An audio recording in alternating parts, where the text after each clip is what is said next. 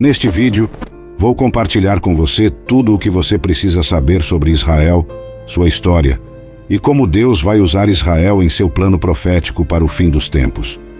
E se os recentes eventos que estão acontecendo em Israel agora são um sinal do fim dos tempos? Certo, então tem havido bastante atenção direcionada para Israel ultimamente, como deveria ser, porque a Bíblia é muito clara que Israel é o ponto focal do plano profético de Deus. Então, neste vídeo, vou lhe dar 8 coisas que você precisa saber sobre Israel em relação ao papel que Israel vai desempenhar no fim dos tempos. Agora me dê um pouco de tempo. Prometa que vai ficar comigo. Vamos começar. 1. A dispersão de Israel. Então, a primeira coisa que precisamos olhar em relação a Israel é sua história. E vamos olhar para o que é chamado de dispersão de Israel. Uma pequena lição de história aqui. Deus, através da liderança de reis no Antigo Testamento, havia criado a nação de Israel para ser uma nação unida e fortificada sob um único rei. Mas por causa de toda a desobediência, da imoralidade, da idolatria, da opressão, aos pobres e de todas as outras coisas, Deus os avisou com antecedência que se vocês se envolverem nessas coisas, podem esperar de mim que eu os espalhe pela face da terra. Olhem lá atrás no livro de Deuteronômio, capítulo 4, onde Deus, através do profeta Moisés, prometeu e advertiu o povo a não desobedecê-lo. Diz aqui que no futuro, quando vocês tiverem filhos e netos e tiverem vivido na terra por muito tempo, não se corrompam fazendo ídolos de qualquer tipo. Isso é mal aos olhos do Senhor, seu Deus, e despertará sua ira. Hoje, chamo o céu e a terra como testemunhas contra vocês. Se quebrarem meu pacto, desaparecerão rapidamente da terra que estão atravessando o Jordão para ocupar. Vocês viverão lá apenas por um curto tempo, e então serão completamente destruídos. Agora aqui está. Prestem atenção nisso, pois o Senhor os espalhará entre as nações, onde apenas alguns de vocês sobreviverão.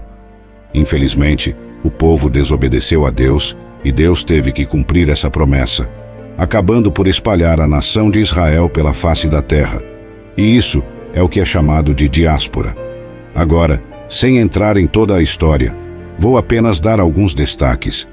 Em 722 a.C., mais ou menos, temos o exílio assírio, ou a invasão assíria, onde Deus permitiu que uma nação maligna e perversa chamada Assíria entrasse na parte norte da terra de Israel e espalhasse o povo, para que fossem reassentados em outras partes do mundo, especificamente na Assíria. E então, em 586 a.C., temos o que é chamado de exílio babilônico. E isso é quando Deus permitiu que a nação maligna da Babilônia entrasse na parte sul de Israel, especificamente Jerusalém ou Judá, e os levou cativos ou sequestrou-os, e os levou de volta para a Babilônia, espalhando-os ainda mais. E então, houve mais dispersão no período persa e durante o período helenístico. E se você avançar para 70 d.C., temos a destruição do templo judaico, o que levou a mais judeus sendo mortos, alguns sendo vendidos como escravos, outros fugindo para outras partes do mundo para salvar suas vidas, resultando em mais dispersão, mais propagação e maior diáspora. E então, claro, se você avançar para o século XX, temos o Holocausto, onde 6 milhões de judeus perderam suas vidas para os nazistas, destruindo assim a nação judaica e resultando em mais dispersão também. Agora, 2. A restauração física de Israel. Isso nos leva à segunda das 7 fases do plano de Deus para Israel. E se a primeira fase foi a dispersão de Israel, vamos chamar isso de restauração física de Israel. Em outras palavras, há escrituras espalhadas pelo Antigo Testamento, onde Deus promete que vai restaurar Israel à terra. Vamos ler sobre várias delas. Ezequiel 11:17 diz: Eu, o Senhor soberano, os reunirei de volta das nações onde foram espalhados, e lhes darei a terra de Israel novamente. Ezequiel 36:24. Pois eu os reunirei de todas as nações e os trarei de volta para sua terra. Aqui está outra bela em Amós 9:14 e 15. Vou trazer de volta o meu povo exilado de Israel de terras distantes, e eles reconstruirão suas cidades em ruínas, e nelas viverão novamente. Eles plantarão vinhas e jardins, eles comerão suas colheitas e beberão seu vinho. Eu os plantarei firmemente em sua própria terra. Eles nunca mais serão arrancados da terra que lhes dei, diz o Senhor seu Deus. Deixe-me prestar atenção e focar nessa última frase. Eles nunca mais serão arrancados da terra que lhes dei, o que nos mostra que isso ainda não aconteceu. Agora, à luz de todas as dispersões que a nação de Israel experimentou, incluindo a devastação do Holocausto, pareceria insuperável e quase impossível para Deus reunir seu povo e fazê-los uma nação novamente. Mas é exatamente isso que vemos acontecer em 14 de maio de 1948, quando o povo judeu foi estabelecido como uma nação novamente.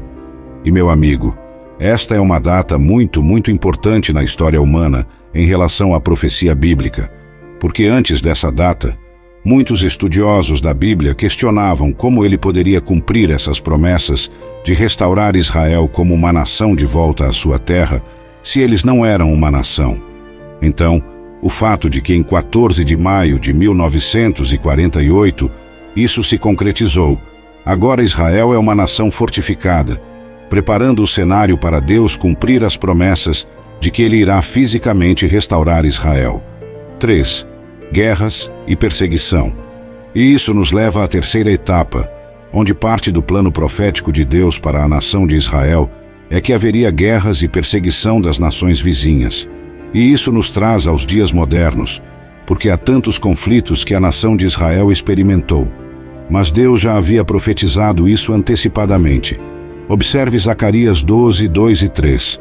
Farei de Jerusalém um copo embriagador, que fará os povos próximos cambalear, quando enviarem seus exércitos para cercar Jerusalém e Judá. Mas vejam esta promessa de Deus. Naquele dia, farei de Jerusalém uma rocha imóvel. Todas as nações se reunirão contra ela para tentar movê-la, mas só se machucarão. Você vê o que Deus está dizendo? Deus está profetizando que sim, Israel vai sofrer perseguição, eles vão experimentar guerras, eles vão experimentar essas outras nações tentando destruí-los, mas porque eles são protegidos por Deus, porque eles são, em última análise, o povo escolhido de Deus.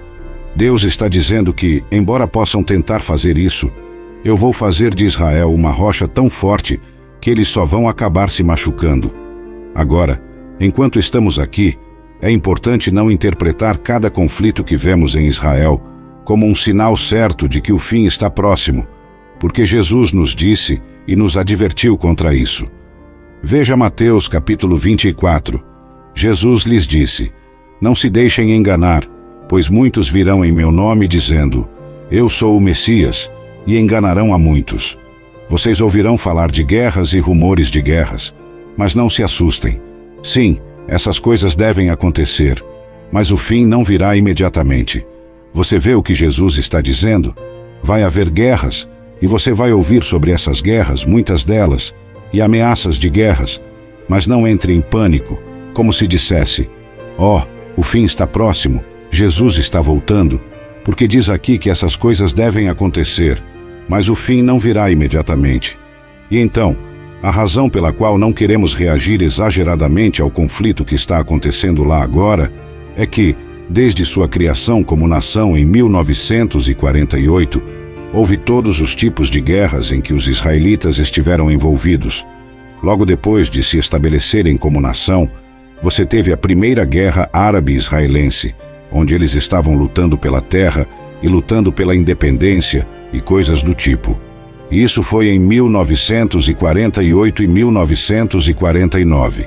Então, em 1967, você teve a famosa Guerra dos 6 Dias, e em 1970 teve a Guerra de Atrito, seguida pela Guerra do Yom Kippur, em 1973, onde eles foram literalmente atacados no dia de Yom Kippur, um dos feriados judaicos, seguido pelas guerras do Líbano, e então, até 2021, o conflito israelense-palestino, e agora, finalmente, em 2023, vemos que eles estão em guerra novamente. Então, haverá guerras, mas mais uma vez, isso faz parte do plano profético de Deus para Israel. E isso nos leva ao 4, o anticristo e os sacrifícios. Quarto estágio do plano de Deus para Israel, que ocorrerá durante os 7 anos de tribulação, envolvendo o anticristo e sua capacidade de oferecer sacrifícios em um templo que ainda não foi construído. E então, a primeira coisa que vai acontecer durante esse período de tribulação em relação a Israel é que haverá uma figura carismática que será referida como o anticristo, e ele fará um tratado de paz ou um pacto com a nação de Israel, presumivelmente para tentar ganhar sua lealdade e tentar fazê-los acreditar que ele é a favor deles. Mas veja o que vai acontecer em Daniel 9:27, que profetiza isso e diz: o governante fará um tratado com o povo por um período de um conjunto de 7. Então esse governante, se ele disser: ei, você sabe o quê? Eu vou estabelecer algumas leis onde eu vou garantir que Israel esteja em paz pelos próximos 7 anos. Claro que os israelitas dirão: sabe de uma coisa, sim, vamos segui-lo. Vamos ver o que ele diz a seguir. Mas depois de metade desse tempo, ele acabará com os sacrifícios e ofertas. Então, sacrifícios e ofertas, o que isso sugere? Sugere que tem que haver outro templo que vai ser construído, e o anticristo vai permitir que o povo judeu reconstrua o templo para que eles possam retomar suas ofertas e sacrifícios, e isso vai ser música para os ouvidos daqueles em Israel. Isso até 3 anos e meio, quando o anticristo vai virar, e agora ele vai realmente se concentrar em perseguir a nação de Israel. Vamos continuar, e como um clímax para todas as suas terríveis ações, ele estabelecerá um objeto sacrílego que causa profanação até que o destino decretado para este profanador finalmente seja derramado sobre ele. Então, na metade do período de tribulação, nos primeiros 3 anos e meio, chamaremos a tribulação. Nos últimos 3 anos e meio, chamaremos de grande tribulação. Este é o momento em que as taças serão derramadas. Vai ser realmente louco aqui na terra. Mas nestes 3 anos e meio finais, no ponto médio disso, essa figura do anticristo vai fazer algo tão sacrílego, tão louco, que ele vai estabelecer algum tipo de objeto sacrílego no próprio templo de Deus. E chamamos isso de abominação da desolação. Em outro lugar em Daniel, ele fala sobre isso no capítulo 7:25. Ele desafiará o Altíssimo e oprimirá o povo santo do Altíssimo. Ele tentará mudar suas festas sagradas e leis. Lembra onde eu disse que ele vai tentar mudar algumas coisas? Veja, primeiro ele vai dizer: você pode retomar seus sacrifícios e ofertas no templo.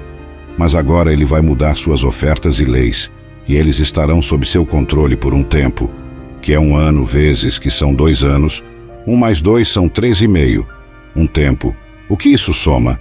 3 anos e meio, o que indica que nos últimos 3 anos e meio deste período de tribulação, agora a nação de Israel estará sob o controle do anticristo. Mas vamos continuar. 5. Perseguição a Israel. Durante a tribulação.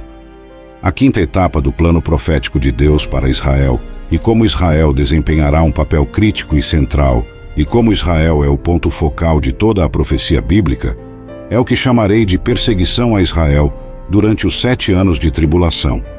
Então, já vimos como Israel será perseguido antes do início do período de tribulação. Agora voltamos nossa atenção para como a nação de Israel será perseguida durante os 7 anos de tribulação, quando eles forem entregues ao controle do anticristo. Agora, Jesus previu isso e profetizou que isso iria acontecer em seu famoso discurso no Monte das Oliveiras, em Mateus capítulo 24. Por que ele fez isso? Porque se por acaso alguém que está vivo durante o período de tribulação puder ler o Evangelho de Mateus, poderá ler as palavras de Jesus e observar os sinais, e com sorte, evitar ser perseguido ainda mais. Note o que diz. Tenha em mente que acabamos de ler sobre Daniel, onde ele fala sobre esse anticristo que vai estabelecer algum tipo de abominação da desolação no templo. Agora Jesus diz isso. O dia está chegando quando você verá o que Daniel, o profeta, falou sobre o objeto sacrílego que causa desolação, estando no lugar santo. Agora preste atenção ao que Jesus diz, leitor. Preste atenção. Ele está falando para o futuro, e Jesus está dizendo: ei, se você estiver lendo isso durante o período de tribulação, Preste atenção, porque você vai precisar do que estou prestes a lhe dizer para sobreviver.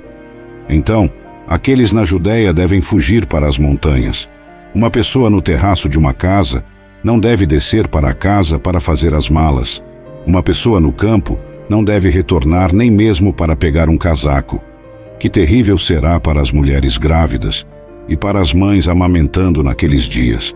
E ore para que sua fuga não seja no inverno ou no sábado, pois haverá mais angústia do que em qualquer época desde o início do mundo, e nunca mais será tão grande.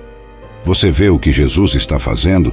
Ele está tentando ajudar os futuros leitores que estão vivos durante este período de tribulação a dizer: você sabe, quando você vê, e mais provavelmente será transmitido, estará na internet.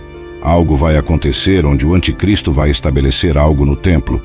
E Jesus diz: quando você vê isso, esse é o sinal de que as coisas vão ficar ruins para você, e você precisa fugir porque você será perseguido. Mas a coisa bonita é que isso faz parte do plano de Deus, porque, como resposta à extrema perseguição que será desencadeada sobre a nação de Israel durante os 7 anos de tribulação, muitas pessoas na nação de Israel se arrependerão de seus pecados e se voltarão para Cristo. E isso faz parte do plano de Deus para completar o ciclo. Por quê? Não apenas Deus prometeu e profetizou no Antigo Testamento que ele restauraria fisicamente Israel, mas, mais importante, e 6, a restauração espiritual de Israel.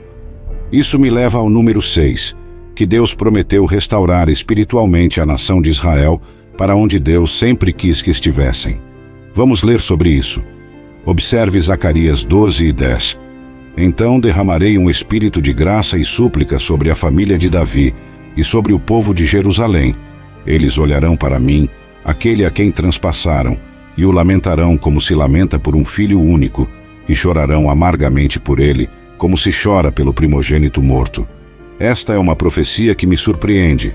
O fato de que Zacarias poderia falar sobre o Salvador centenas de anos antes de Jesus nascer e falar sobre isso, que ele vai ser transpassado. Sabemos que Jesus foi transpassado no lado, mas ele vai ainda mais longe e diz que o povo judeu, a nação de Israel, um dia vai olhar e dizer: você sabe, lamentamos pelo que transpassamos. Em outras palavras, nós erramos. Este é o Messias que estávamos esperando. Vamos olhar para outra passagem da Escritura, Jeremias 24:7. Eu lhes darei corações que me reconhecem como o Senhor. Eles serão meu povo, e eu serei o seu Deus, pois eles voltarão para mim de todo o coração. Tudo isso faz parte do plano profético de Deus para a nação de Israel. Ele disse: vou atraí-los de volta, vou atraí-los para mim, para que eles me vejam como seu Deus. Eles vão reconhecer Jesus como Salvador. Vamos ler outra bela passagem da Escritura em Ezequiel 36:25-28. Então aspergirei água limpa sobre vocês, e vocês serão limpos, suas impurezas serão lavadas, e vocês não adorarão mais ídolos.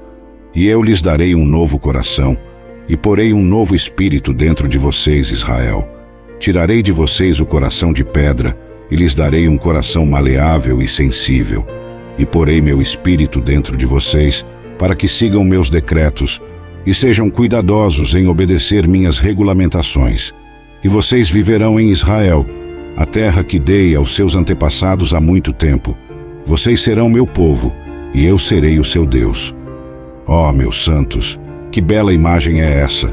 Por causa do arrependimento nacional e da conversão ao Jesus durante esses 7 anos de tribulação, a Bíblia diz que, por causa disso, Deus usará principalmente o povo judeu como os principais evangelistas para espalhar a palavra de Deus e a mensagem de Jesus durante os 7 anos de tribulação, para que mais pessoas possam se voltar para Jesus e serem salvas. Vocês estão vendo como Deus fará com que esse plano inteiro que ele tinha para Israel desde o início se complete? Note o que diz Apocalipse 7. E ouvi quantos foram marcados com o selo de Deus. 144.000 foram selados de todas as tribos de Israel. De Judá, 12.000. De Ruben, 12.000. De Gade, 12.000. De Aser, 12.000. De Naftali, 12.000. De Manassés, 12.000. De Simeão, 12.000. de Levi 12.000, de Issacar 12.000, de Zebulon 12.000, de José 12.000, de Benjamim 12.000. Agora, o que eu não li é que Deus vai proteger e preservar sobrenaturalmente esses 144.000 evangelistas judeus, porque Ele precisa deles para poder espalhar o Evangelho e contar às pessoas sobre Jesus.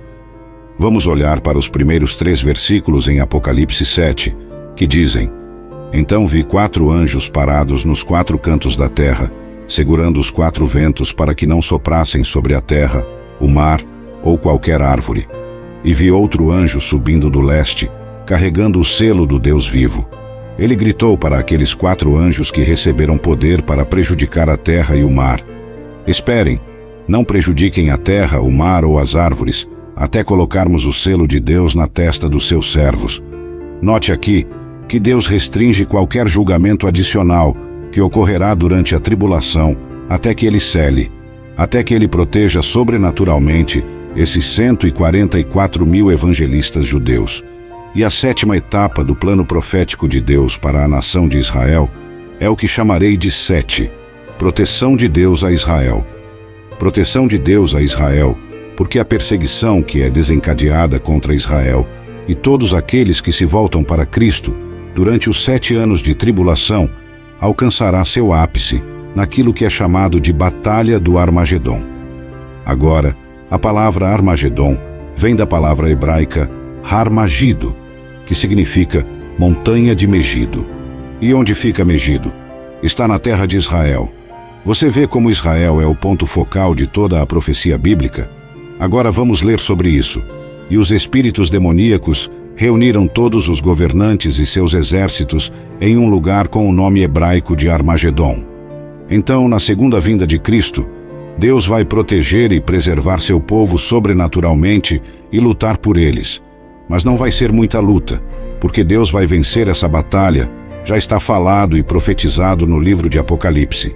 E isso me leva a uma fase bônus para o plano profético de Deus para 8, futuro reinado de Cristo em Israel, nação de Israel, e vou chamar isso de reinado e governo de Cristo. Onde? Em Israel. Vamos ler sobre isso. Você vê, quando Jesus retorna, a Bíblia é muito clara que ele vai pisar no Monte das Oliveiras, que está em Israel. Observe o que diz aqui: naquele dia, seus pés estarão sobre o Monte das Oliveiras, a leste de Jerusalém, e o Monte das Oliveiras se dividirá, formando um grande vale de leste a oeste.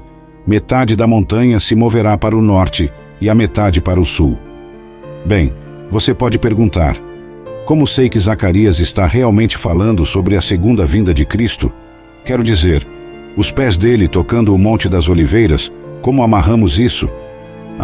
Se você olhar para o Novo Testamento, o livro de Atos fala sobre Jesus voltando da mesma maneira que subiu.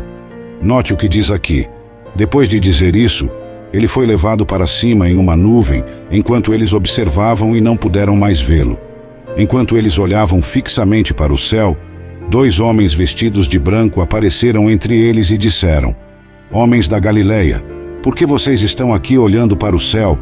Jesus foi levado de vocês para o céu, mas algum dia ele voltará do céu da mesma maneira que vocês o viram ir. Toda a história humana e a profecia bíblica vão culminar com Israel sendo o foco central da profecia bíblica e dos tempos finais. Espero que você tenha achado este vídeo útil, pois ele lhe deu uma visão geral de várias coisas que falam sobre o plano profético de Deus para Israel e as maneiras específicas pelas quais Israel desempenhará um papel único em toda a profecia bíblica. Te vejo no próximo vídeo. Tchau. Deus te abençoe.